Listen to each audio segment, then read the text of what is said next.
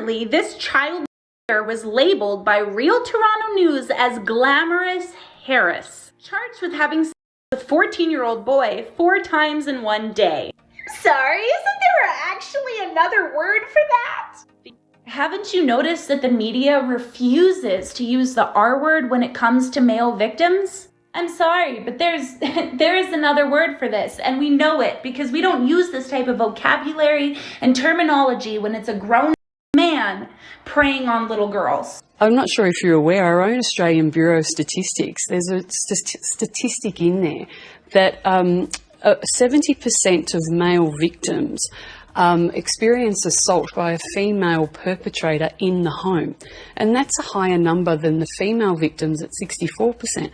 Why aren't we talking about those numbers? Hello there fellas, welcome back to my channel. In today's video we're going to see how men's issues or men being the victim are not taken seriously by the society. Let's see what we got here today. Has anybody else noticed how we treat male victims of sexually charged crimes completely different if their perpetrator is a woman? We come to you this dinner hour with incredibly sad news, so if you have underage ears around, please send them away from the TV. A male teacher has just been arrested for forcing female underage students into sex acts in the classroom. The teacher has been fired, is considered a national disgrace, has been put on a sex offender registry, and is going to jail. How are these things reported on when it's a boy who's the victim? Ladies and gentlemen, we come to you this dinner hour with a story that is sure to make you put your hands together. If you have teenage boys, you make sure you place them right in front of this TV so that they can listen and take some tips. They're just exaggerating for views. Okay. You want to take a little gander through these headlines with me? Recently, this child predator was labeled by Real Toronto News as Glamorous Harris, charged with having sex with a 14-year-old boy 4 times in one day. Sorry, isn't there actually another word for that? What a time to be alive. Crimes against men are not seen as issues, but to make it worse, they are found hilarious. And the women who are doing those crimes are praised. What a world to live in. Pictures that they've chosen for this post, completely glamorizing her and enforcing this idea of who wouldn't want to bang her? A 2018 survey of 1,200 adults found that 1 in 3 would not quite believe a man who said that he was raped by a woman, and 1 in 4 believed men enjoy being raped by a woman. My YouTube channel is almost at 1 million, so I've done some polls myself in regards to this issue.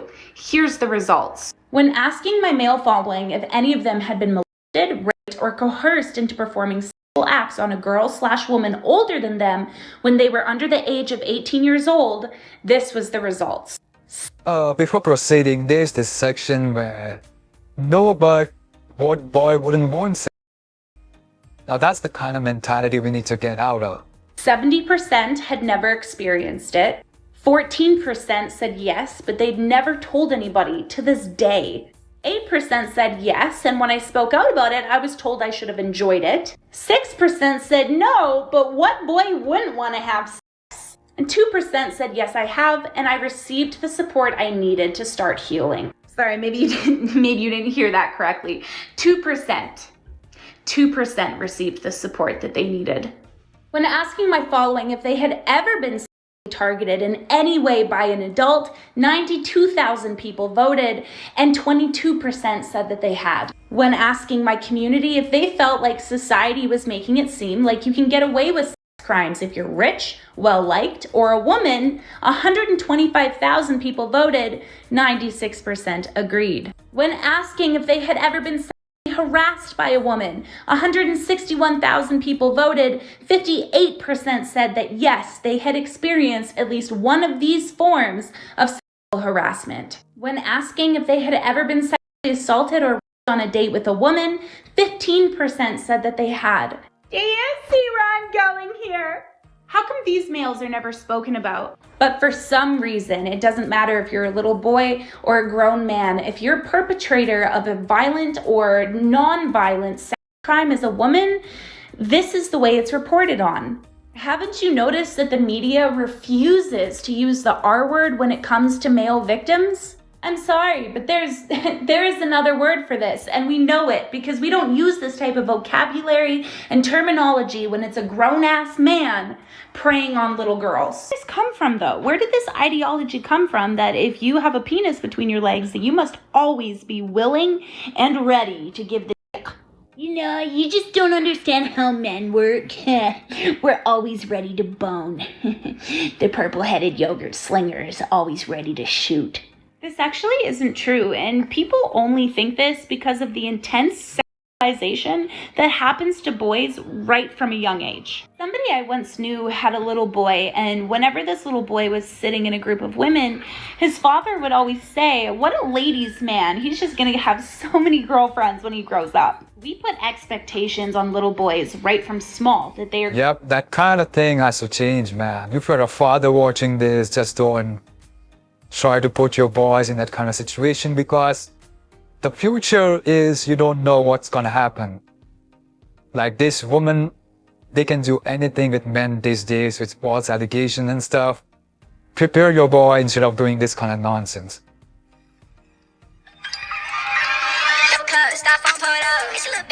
Oh my god. So what have we learned? Women are aggressive too. Look how nice he is about it. Watch.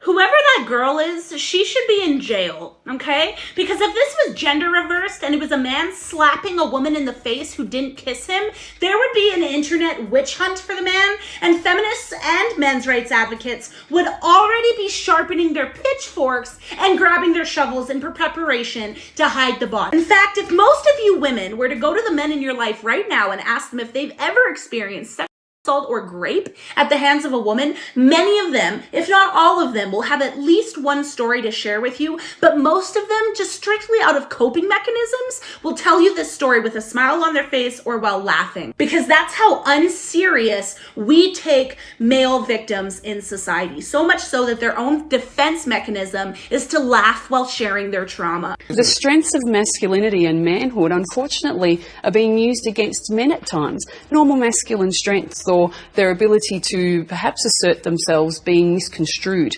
Attacking fathers, for example. When was about a year ago, I went to the beach reading a book, just relaxing, and the peace in the environment was disrupted by a lady in the background that started shrieking quite a lot of verbal barrage. And I quickly had a glance, and she was actually verbally abusing her husband, and it went on for quite a few minutes. What struck me from that was a couple of things. He actually assertively responded to her. I was quite impressed in his ability to assertively communicate back. And that was particularly important role modelling for their 5-year-old son that was also in the middle observing this verbal barrage. But the other component was her turning around to her son and saying, "Your father's an idiot." And hands down, that's just wrong. So there's this demeaning of the father role in insults like that, for example. Seriously, Sydney. What a situation. The woman can just do anything in public, and men have to just take it and be mature enough to handle it silently, because if he raises his voice or do any kind of thing, of course he's going to jail, because that's Australia. If you don't know what I'm saying, just watch a previous video. Men deserve to be berated in public. You're being ridiculous. Stop this defending men thing. It's icky. Hold on, wait, no, stop. Role reversal. What if it was a woman being berated in public? Is that okay? Do you think that should happen? No, Sydney, I don't think it's okay to talk to women like that in public. Ugh, you're so stupid. We need to protect women. Australia really needs to have this conversation. Where women were many decades ago in terms of the silent phenomena of domestic abuse is really where men are at now. I'm not sure if you're aware, our own Australian Bureau of Statistics, there's a statistic in there that 70% of male victims experience assault by a female perpetrator in the home.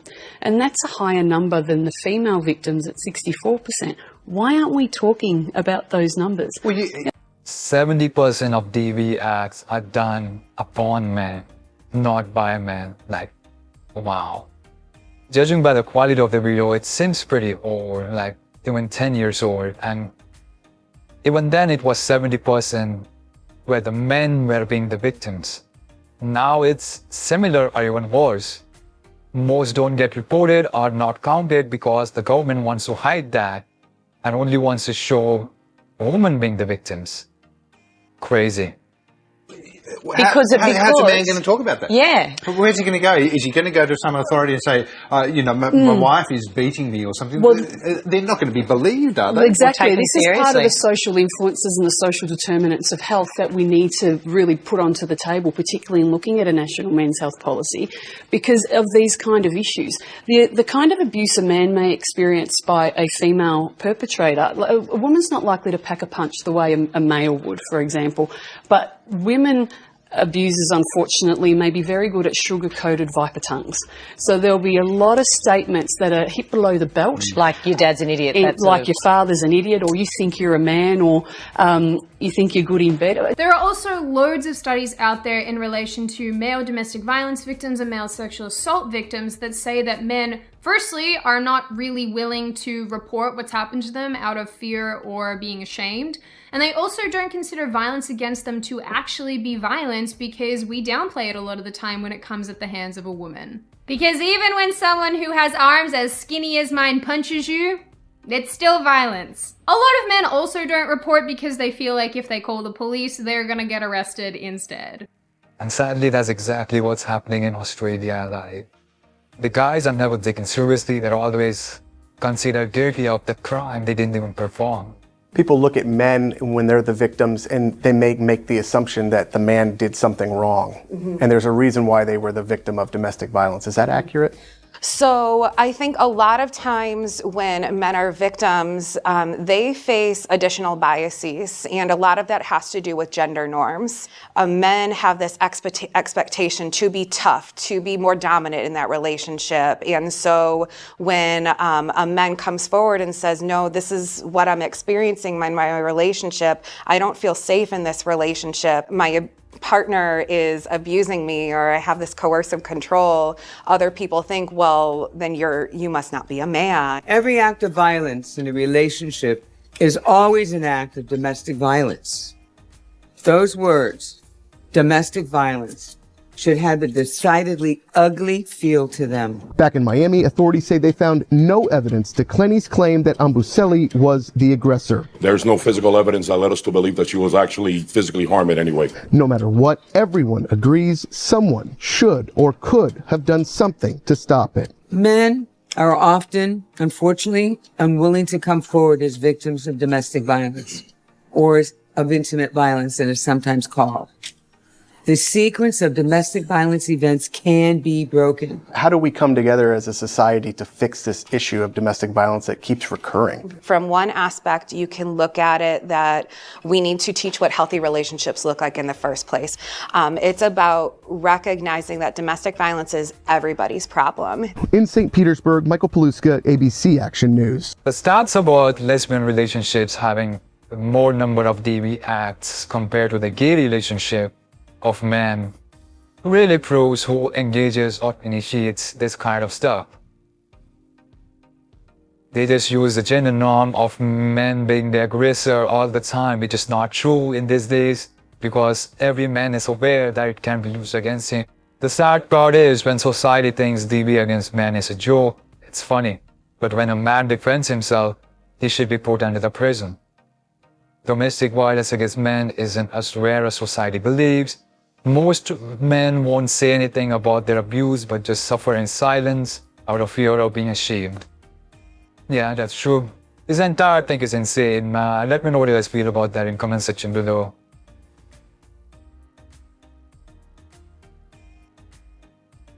I bet you can't say I like cops without your lips touching. This is easy. I like cock. I bet you can't. The comments got me weak.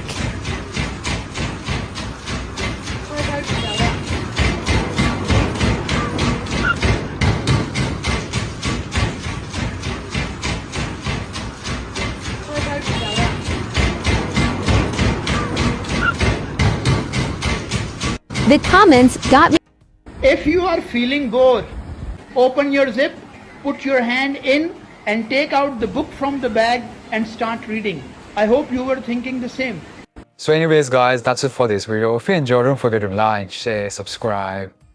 Comment your opinions in the comment section below. There are some more videos if you're interested you can watch. And that's it. Thanks for watching. I'll see you next one.